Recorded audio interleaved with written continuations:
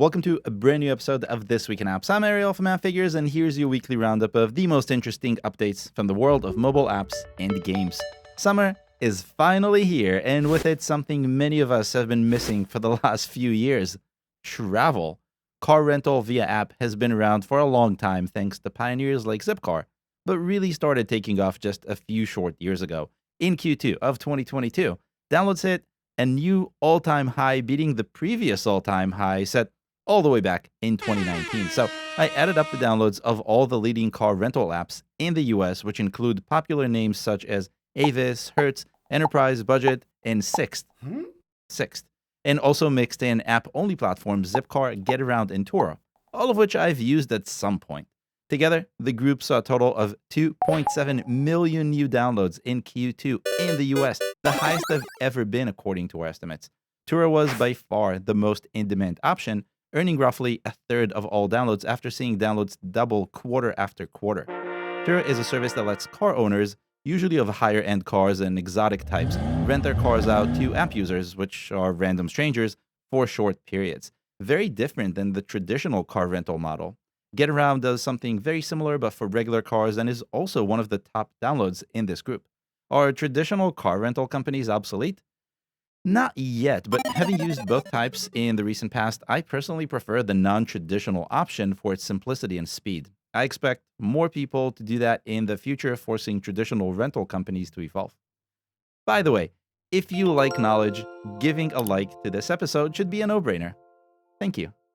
Next, everyone I talked to who traveled by plane recently had to mention how their flight was canceled at least twice, and the horrors associated with planning around that. Well, that's terrible. This sort of headache for passengers is creating an interesting opportunity for airlines. See, most airlines communicate cancellations and flight changes via their apps, making them indispensable for flying. And the more people flying, the more downloads we're seeing, and we're seeing a lot of downloads. Monthly downloads of the most popular airlines in the US, which include Delta, JetBlue, American, United, Southwest, and Spirit, rose 320% since 2021.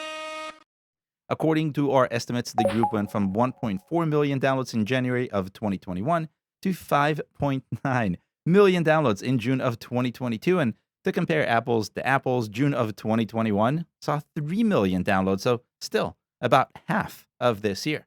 While many of those downloads are likely resulting in more anger than excitement, every download opens a channel to those customers which airlines can leverage in the future, using a variety of incentives to drum up more travel business, once things get better, that is.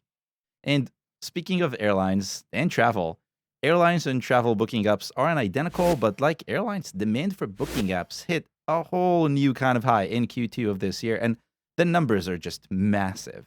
I rounded up the top travel booking apps in the US, which include Booking.com, Expedia, Hopper, Hotels.com, and Priceline, and looked at their downloads going all the way back to 2018. And looking at the trend, 2022 is the best year in downloads this group has ever seen.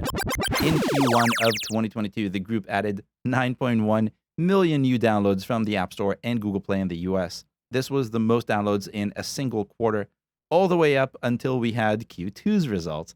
In Q2 of 2022, the group saw 13.7 million new downloads. The trend isn't surprising. After all, most of us have been stuck at home for far too long and are itching to get out. But what is interesting is the number, which I'm not expecting to go down in Q3 summer, cementing the notion that these sort of transactions, which tend to have a higher monetary value, can be conducted via app. By the way, if you're curious where all this data is coming from, stick around until the end and I'll tell you. Okay, we're done with travel for now, I promise. Remember audio-first social network Clubhouse? If you don't, I won't be surprised. A year ago, Clubhouse was one of the hottest names in social media, but a year later, downloads show that excitement is almost gone. According to our estimates, in June of 2021, Clubhouse had its biggest month of downloads, adding 8.7 million new downloads for its iOS and Android apps.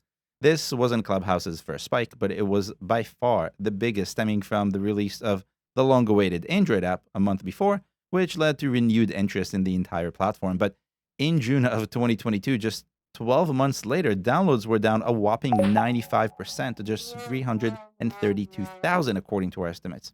What's interesting is that Clubhouse's decline isn't necessarily a signal that interest in the medium is gone.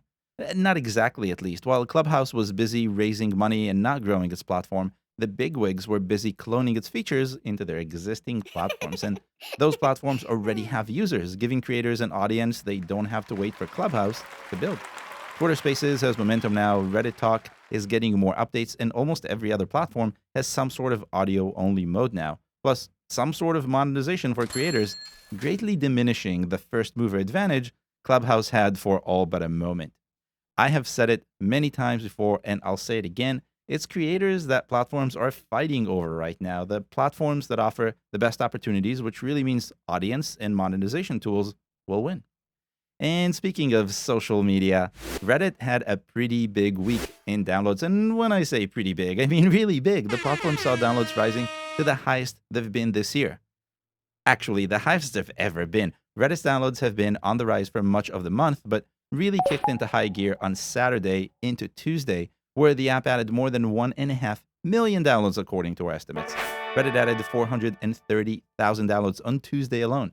For context, it added 240,000 downloads on an average Tuesday earlier in the month, which was already pretty high, and it added an average of 130,000 in April. That's a half and a quarter. Quite a lot. I'm not entirely sure what caused this spike, but I know that Reddit's website went down hard with an ugly 504 error message, something I didn't expect to see from Reddit, but felt very nostalgic. But it makes sense if the site's down, use the app as long as the app works, right? Simple. I also know Reddit's recently announced an update to Reddit Talk, its Clubhouse competitor. Haha. But that update is going to the website and isn't even out yet, so I'm pretty sure that's unrelated. Do you know what caused the spike? Let me know in the comments. And that's all I have for you this week. Check out last week's episode to see the highest earning apps and games. And if you want more episodes like this, make sure to subscribe. I'll see you next week. Oh, wait. You want to know where I get my data, right? All of the download and revenue estimates I use, including the charts, are coming from a little platform called AppFigures. Check out the link in the description to get access. That's really all I have for you this week. I'll see you next week.